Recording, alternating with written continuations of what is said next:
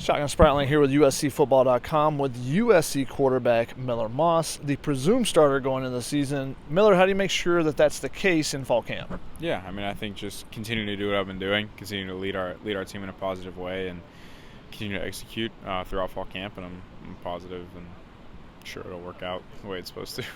You go into fall camp and a lot of changes around the team. In particular, you taking over for Caleb potentially. But the guy in front of you guys have had Brett Nealon and you had Justin Dedich, two veterans at center. Now working with Jonah Monheim, he's making the move to center. Some new things for him. How has that connection been going for you two? It's been great. Me and Jonah have had lockers very close to each other the entire time that I've been here. So I know Jonah really well, and he's such an intelligent guy that he's easy to work with, and has obviously picked up a lot of the new material very quickly. So, like I said, super smart guy, obviously has all the physical talent you could want. So I'm excited for him to really be the catalyst and leader in that room.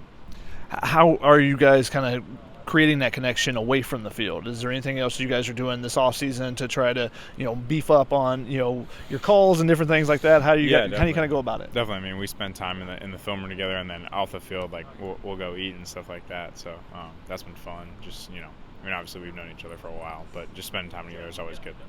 Always good for a quarterback to have a good rapport with the center, and then also as receivers. And You spent a lot of time with that young group, those four sophomores. They've all talked about how you helped them out last year coming in.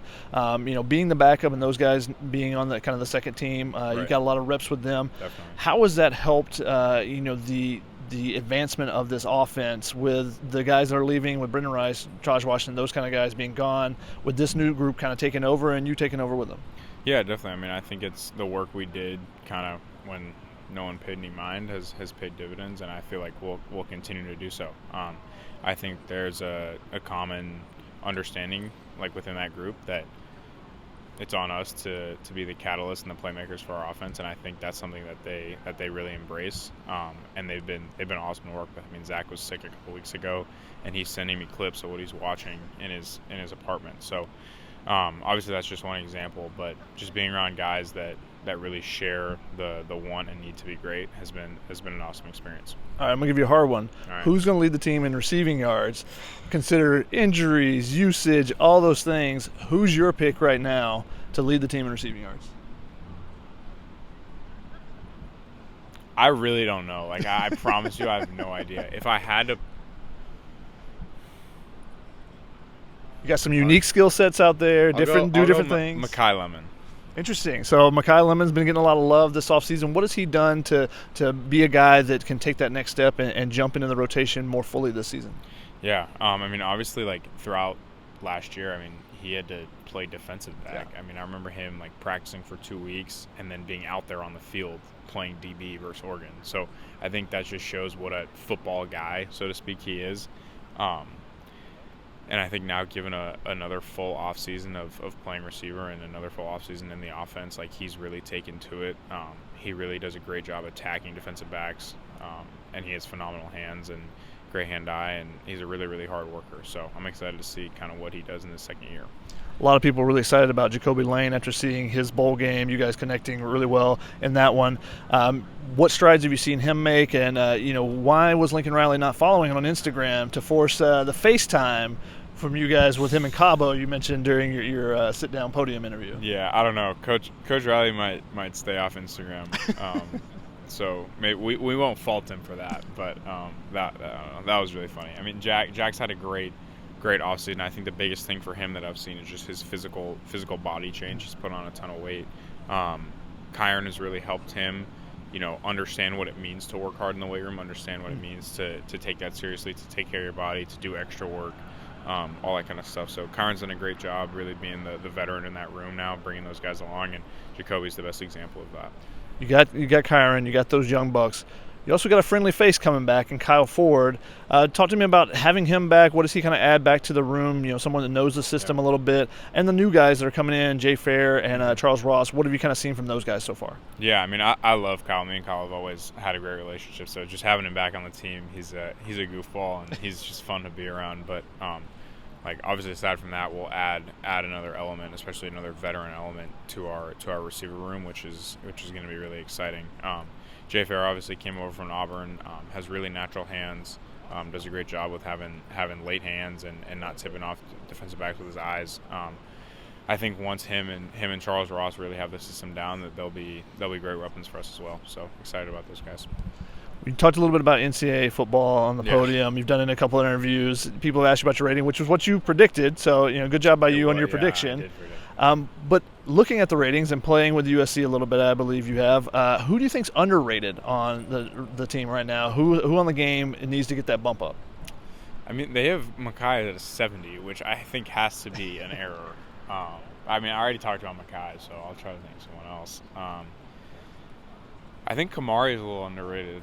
I mean, he's an 85, but that's one of the smartest football players I've ever played against on the other side. So I'm really excited to see what he does this year, but I think he's a little underrated. Yeah, move us to the defensive side. Kamari, what has he brought to that defense, and how does he and Denton Lynn's defense challenge you in practice to help you get better? Yeah, I mean, he's a true alpha on that defense, and you can see that.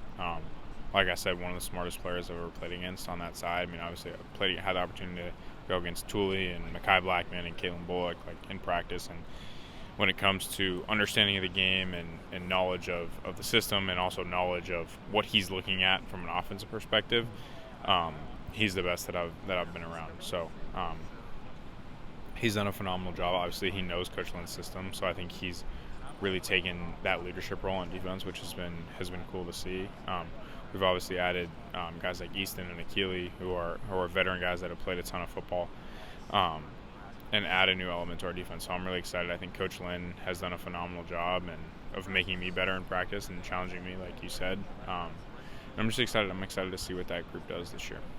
We hear guys talk about, sometimes of how they will pick the brain of someone. Like Jamil Muhammad talked about how he was picking Caleb Williams' brain to see what the quarterbacks are thinking. Obviously, he was a former quarterback, so that helps. Right. Who's on the defensive side? Is there anyone that you kind of talk to, and as you go through a play or replay, do you try to break things down with a little bit? Yeah, I mean, I would say Kamari, like I said, Jalen, and Easton, Mason as well. Those are really the guys. Like if I have a question in PRP about how something played out or whatever, like what that guy's rules were on any given like concept or formation or whatever it may be, like those are the guys I'll really go and talk to. You talked a little bit on the podium about how wanting everybody to be there, and what as a leader do you have to do to make sure that continues this season? In the Holiday Bowl, everybody wanted to be there. Right. How do you guys make sure that happens? You suffer a loss early in the season or something. How do you make sure that it stays consistent and building forward with you and the leadership council? Yeah, I think your ability to remain consistent is really like the work for that is really done now and throughout the offseason, because like when, let's say, something goes wrong, whatever it may be, like you fall back on the training that you did and the work that you did to become the team and have the identity that you wanted to have. So I really feel like we've laid a good foundation for that throughout this offseason, and I don't know, it remains to be seen how we respond, but I feel good about it. The new technology, having the mic in your helmet, you've got a little bit different perspective, obviously, with Lincoln Riley. Do you kind of wake up at night sometimes and feel like Lincoln Riley is talking in your head? I don't know, but is it something that actually is helping bridge the difference with him not being the QB coach? I thought that was kind of interesting. Yeah. Now you're still hearing him more often than you would, if he, last season without the communication. Is that helping bridge that gap where he's not actively being the QB coach? Though I don't know if I believe how much in he's a bit able to take his hands off of the QBs, but no, Coach Riley's definitely still very involved with the quarterbacks. As you know, that's what he loves doing. But he has obligations as head coach for the rest of the team. So, I don't know how much it's bridged the gap. I think, like I said, at the end of the day, like I still have to be absolutely 100% prepared, because I can't rely on Lincoln to say something in my ear to tell me what to do. Mm-hmm. You know what I mean? Like that's also like somewhat of a anxiety-inducing position to be like, oh no, I hope I hear what to do in the helmet. But I do think, like I said, it's a tool to help us operate more efficiently. And I think it'll be cool to see how it unfolds. I mean, I think obviously we're still in the early stages of using that, so I'm sure as the season goes on, we'll find different ways to use it to our advantage. Now, what has Luke Hewer brought to the QB room? What is he bringing unique to that group to help try to help build you guys up with Right. you and Jaden, who both have a little bit of experience but not a ton of experience? Yeah, I mean, Coach Hewitt obviously comes from a football family. He grew up in it. His dad's a coach. I knew his nephew a little bit. All his brothers played, so I think he's grown up in the world of football and specifically playing quarterback. So, I mean, he's obviously very knowledgeable when it comes to talking about the position. But I think all that stuff aside, like his attitude in dealing with us has been phenomenal. Whether it's making extra NFL cut-ups for us to watch or calling us just to check in on us, like he's been great, and I'm really grateful to have him in the room as well with Coach Riley. Well, Miller, thank you very much for the time. We're looking forward to seeing how things play out this season and seeing you at the helm of the Trojans. Yes, sir. Thank you.